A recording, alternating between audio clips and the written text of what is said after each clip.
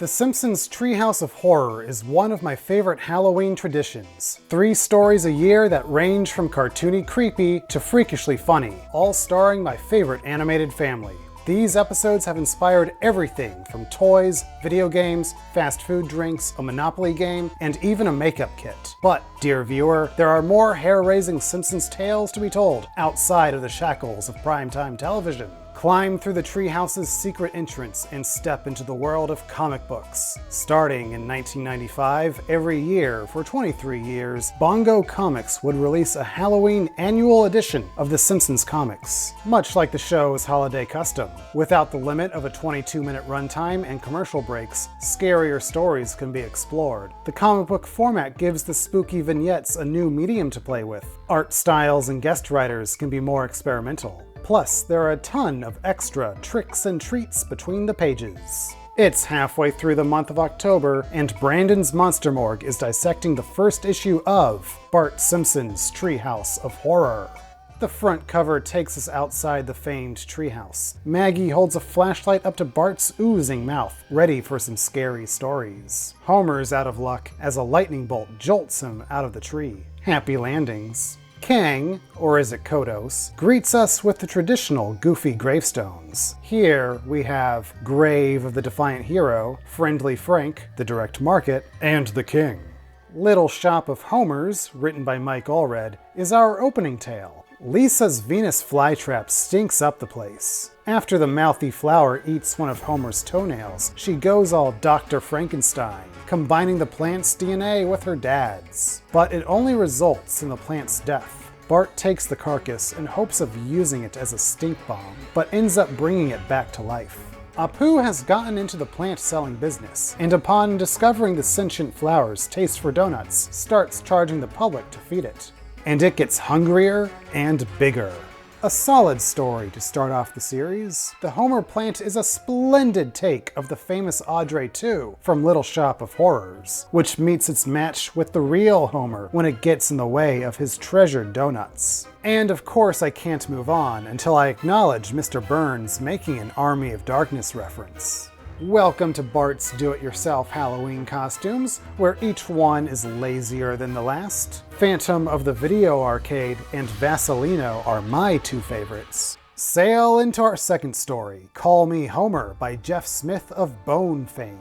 In this takeoff on Moby Dick, Grandpa Simpson tells Bart and Lisa about their great-great-great-great-grandfather Homer the Whaler. Say hello to Ishmael there. Too bad it's not Ishmael Simpson. It was Homer's job to melt the whale blubber into oil, until he got a taste of the fat and ate up the profits. Captain Burns has him tied to the ship when suddenly they cross paths with the famed white whale. Homer's hunger for the big fish seals the ship's watery fate. And yes, I know. You know, the whale is not really a fish. They're mammals like you and me.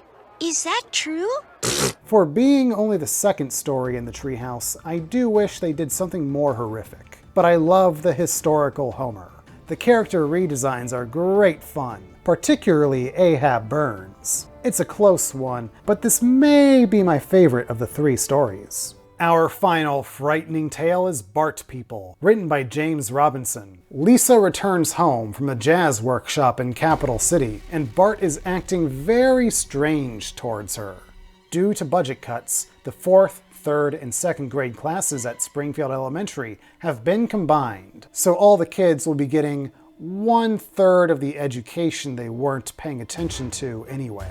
Mrs. Krabappel assigns boy-girl partners for her project and puts Lisa and Milhouse together, much to Bart's protest. While Bart sits back and lets his partner do all the studying, he transforms into a vicious panther, causing havoc around town. Once returned to normal, he tells Lisa that while she was away, he learned something about the 2 of them. They are cat people. If they ever study with anyone besides each other, they will transform into ferocious felines. Surely there has to be a way to break the curse.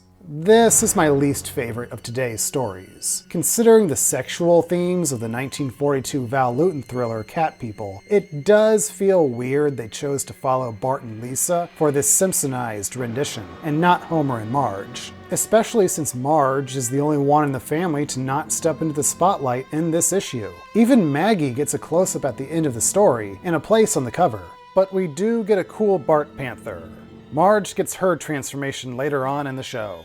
The fun isn't done. Simpsons creator Matt Groening treats us to 49 things that frightened and disturbed him as a kid. One of my favorites is bad acting in TV dramas. He didn't realize it was acting. He thought the characters were insane.